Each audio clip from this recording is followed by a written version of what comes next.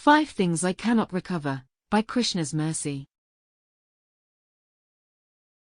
उत्सन्न कुलधर्माणा मनुष्याणा जनार्दन नरके नियतम वासो भवतीत्य अनुशुश्रूम. Quote, O Krishna, maintainer of the people, I have heard by disciplic succession that those who destroy family traditions dwell always in hell. Arjuna, Bhagavad-gita, 1.43. 1. My childhood.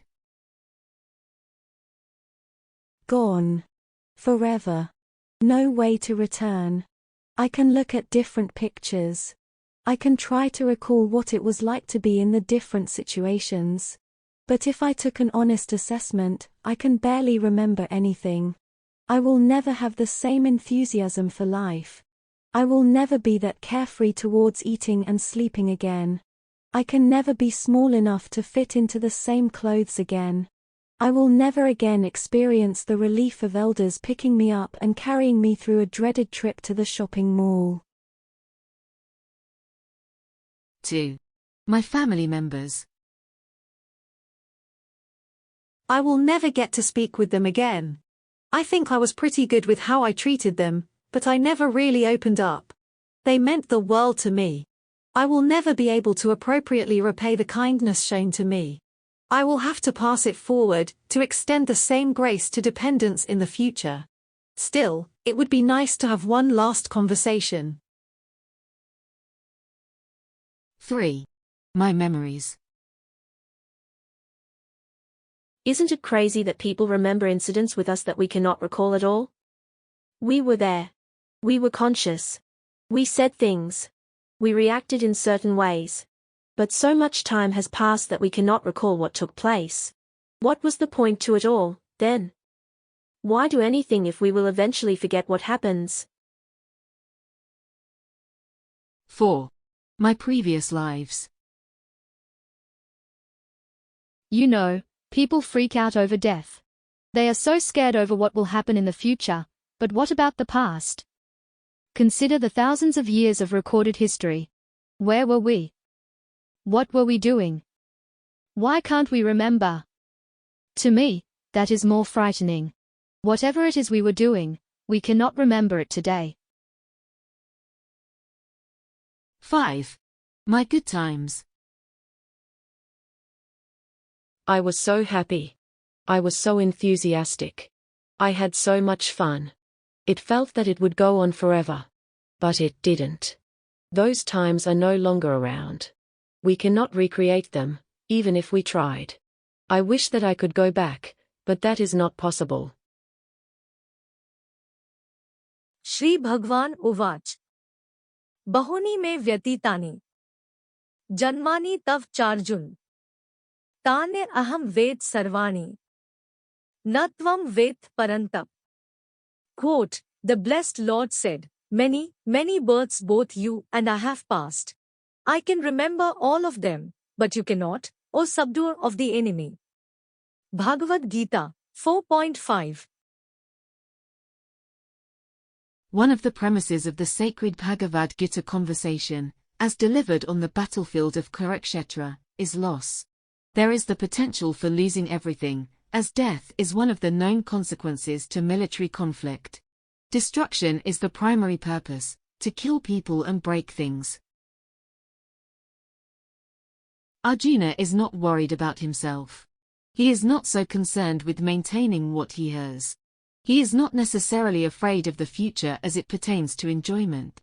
Rather, there is concern over the well-being of others.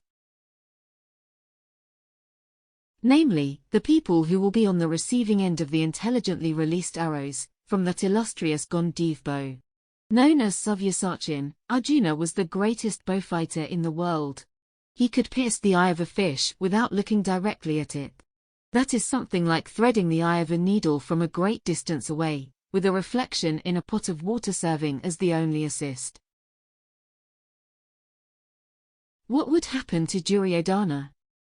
What would happen to Drona and Bhishma? What would happen to the families of the slain fighters?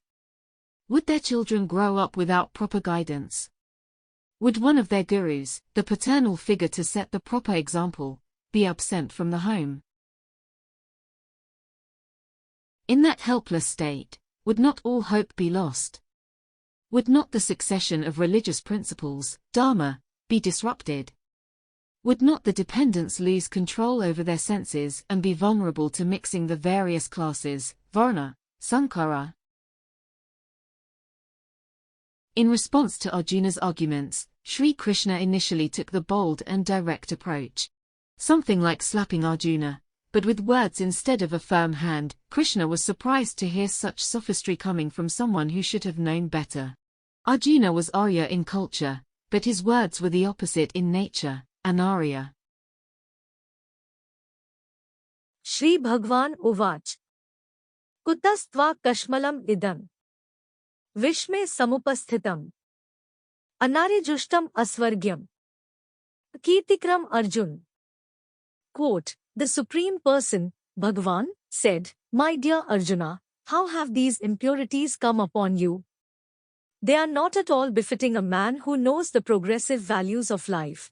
They do not lead to higher planets, but to infamy. Bhagavad-gita 2.2. Fear of such loss is no excuse for abandoning occupational duty. It is not an excuse to flee from the battlefield. It is not sufficient justification for giving up.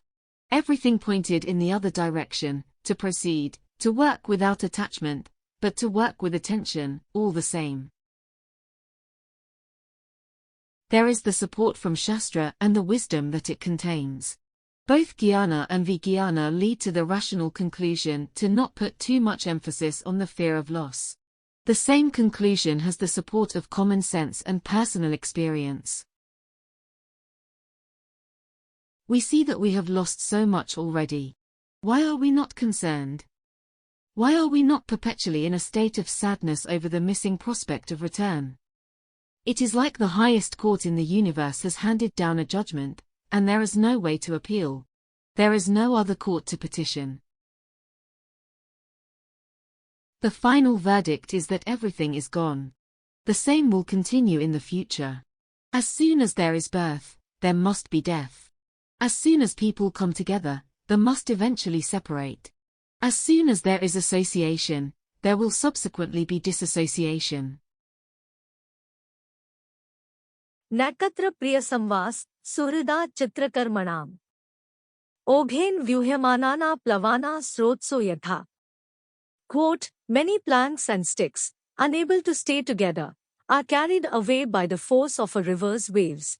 Similarly, although we are intimately related with friends and family members, we are unable to stay together because of our varied past deeds and the waves of time. Vasudeva speaking to Nanda Maharaj, Srimad Bhagavatam, 10.5.25.